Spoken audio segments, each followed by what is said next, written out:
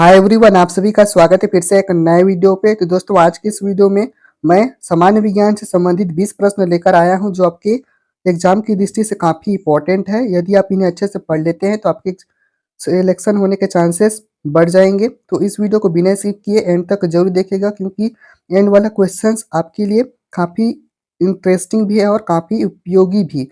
और यदि आप हमारे चैनल पर पहली बार आए हैं तो इस वीडियो को लाइक करके चैनल को सब्सक्राइब कर लीजिएगा। हो सके तो अपने दोस्तों को भी शेयर ज़रूर कीजिएगा, क्योंकि कॉम्पिटिटिव एग्जाम से संबंधित हम आपके लिए इम्पोर्टेंट क्वेश्चंस लाते रहते हैं। तो चलिए अब वीडियो को शुरू करते हैं और चलते हैं हमारे पहले प्रश्न की ओर। तो हमारा पहला प्रश्न है, दूध में पाई जाने वाली शर्करा है। तो दूध में पाई जाने वाली शर्करा कौन सी है? तो लैक्टोज। ठीक है, याद रखिएगा, दूध में लैक्टोज शर्करा पाई जाती है। ठीक है, चलिए नेक्स्ट क्वेश्चन की ओर चलते हैं।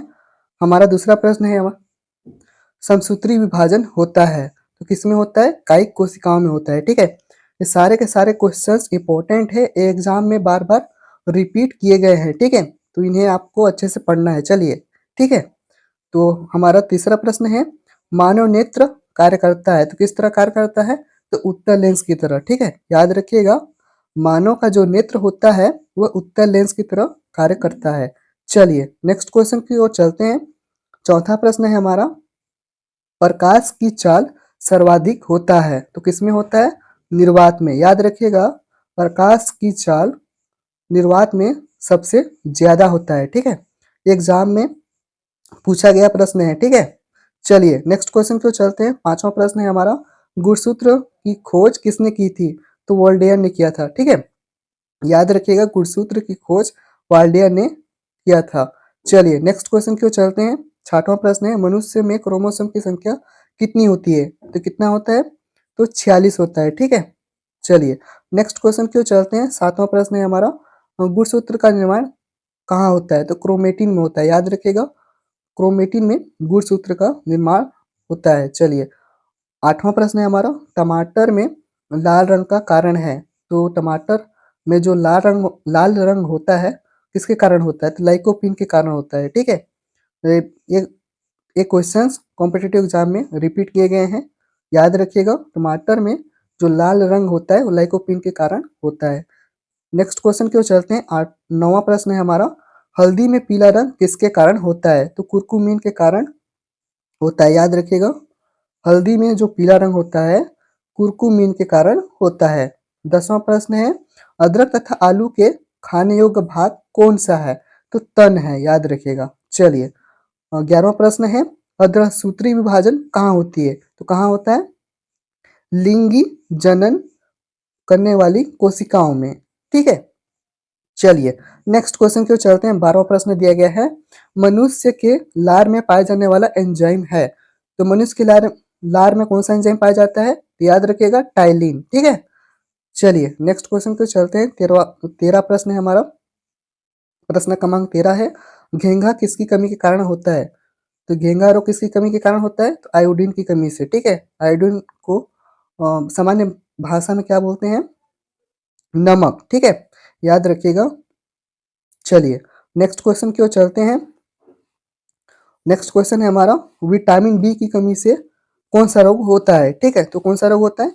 बेरी बेरी रोग होता है। ठीक है, चलिए 15वां क्वेश्चन है, वह धातु कौन सी है जो विटामिन B12 की एक घटक है? तो कोबाल्ट। ठीक है, इसका सही आंसर है कोबाल्ट। चलिए नेक्स्ट क्वेश्चन की ओर चलते हैं। प्रश्न क्रमांक 16 है, ट्रिप्सिन का कार्य क्या है? तो प्रोटीन को भंग करना। ठीक है, ट्रिप्सिन का कार्य क्या है? प्रोटीन को भंग करना। याद रखिएगा।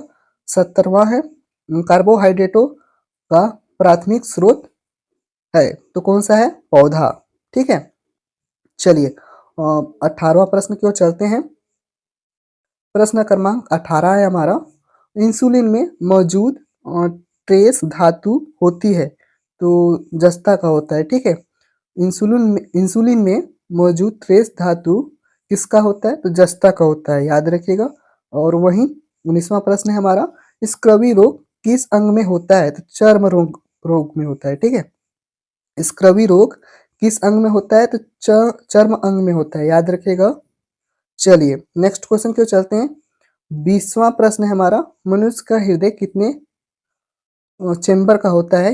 यहाँ पर लिखने, यहाँ पर टाइपिंग मिस्टेक है, ठीक है। मनुष्य का हृदय कितने चेंबर का होता है? तो याद रखिएगा 4 चेंबर का, ठीक है। चलिए नेक्स्ट क्वेश्चन की ओर चलते हैं। 21वां प्रश्न है हमारा, कौन सा विटामिन सब्जियों से प्राप्त नहीं होता है? तो याद रखिएगा विटामिन डी सब्जियों से प्राप्त नहीं होता है। तो विटामिन डी कहाँ से प्राप्त होता है? तो सूर्य से प्राप्त होता है, ठीक है। याद रखिएगा विटामिन डी जो है सूर्य से मिलता है, ठीक है। चलिए नेक्स्ट क्वेश्चन की ओर चलते हैं। प्रश्न क्रमांक 22 है हमारा, दूध को दही में स्कंदित करने वाला एंजाइम है, तो कौन है?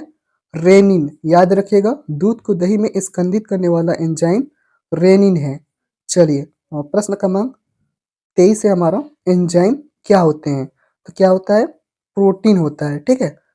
चलिए नेक्स्ट क्वेश्चन की ओर चलते हैं। प्रश्न क्रमांक 24 है हमारा, डायस्टेज डायस्टेज एंजाइम का स्रोत क्या है? तो लार ग्रंथि है, ठीक है। तो इस तरह से आज का हमारा क्वेश्चन समाप्त होता है। आज की इस वीडियो में हमने 24 जीव विज्ञान से संबंधित सामान्य ज्ञान के प्रश्न देखे हैं, जो आपके एग्जाम के लिए काफ़ी इंपॉर्टेंट है। तो इस वीडियो में बस इतना ही। यदि वीडियो अच्छा लगे तो वीडियो को लाइक कर दीजिएगा, चैनल पर नए हैं तो चैनल को सब्सक्राइब कर दीजिएगा। Thank you.